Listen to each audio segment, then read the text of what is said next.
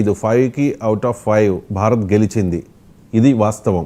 కానీ పాకిస్తాన్ ఏం చెప్తోంది, ఈ యుద్ధంలో మేము గెలిచామని చెప్తోంది. వాటెవర్.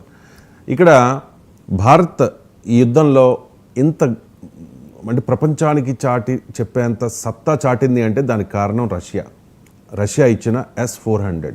ఇప్పుడు ఎస్ అంటే సుదర్శన్ చక్రం, శ్రీకృష్ణుడు సుదర్శన్ చక్రం అంటూ కూడా చాలామంది కామెంట్ చేస్తూ ఉన్నారు.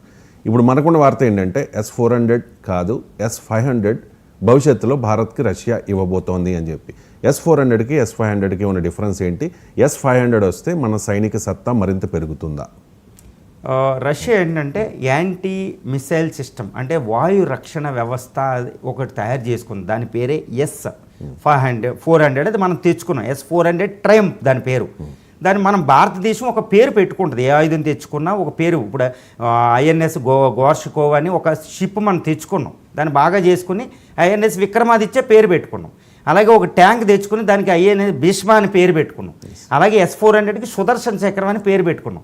ఈ S-400, S-100, S-200, S-300, S-400 అనమాట. ఇంకా ఫర్దర్ టెక్నాలజీ 5th జన్ వస్తుంది S-500.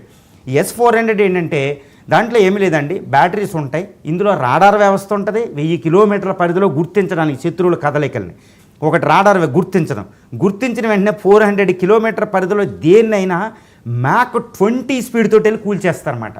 దీనికి ఒక లెవెల్ బ్యాటరీస్ ఉంటాయి అన్నమాట, మిసైల్స్ ఉంటాయి. ఒక 5-6 రకాల మిసైల్స్ లేడ్ ఉంటాయి అన్నమాట. ఇది వివిధ ఎత్తులు అనమాట. అది S-400. దీన్ని దాటుకుని ప్రపంచంలో even American 5th generation bombers F-22, F-35 Raptor కూడా మన భారతదేశం కాదు కదా ప్రపంచంలో పనిచేయాలి. అంత శక్తివంతంది S-400.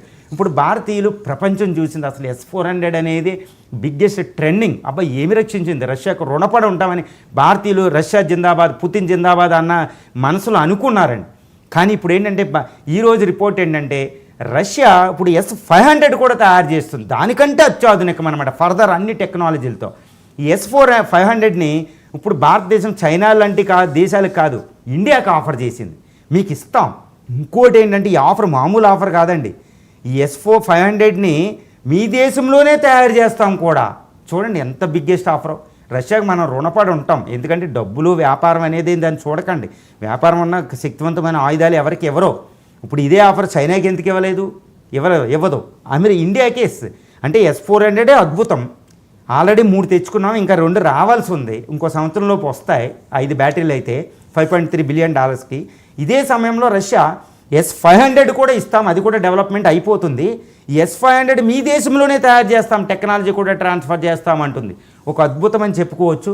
ఇది భారతదేశాన్ని రక్షణని మరో స్థాయికి తీసుకుపోతుంది. ఇండియా కూడా S-500 లాంటివి, S-400 లాంటి మిసైల్ని స్వదేశీ పరిజ్ఞానంతో కూడా తయారు చేస్తుంది. ఇప్పుడు అది టెక్నాలజీ ఇండియాలో తయారు చేస్తే ఆ టెక్నాలజీ కూడా మనకు అవసరం. ఇప్పుడు హాల్లో సుఖోయిల్ తయారు చేసింది, దీంతో ఆమ్కా తయారు చేసింది 5th జనరేషన్. ఇప్పుడు S-400 S-500 టెక్నాలజీ వస్తే మనం భవిష్యత్తులో తయారు చేసుకుంటాం.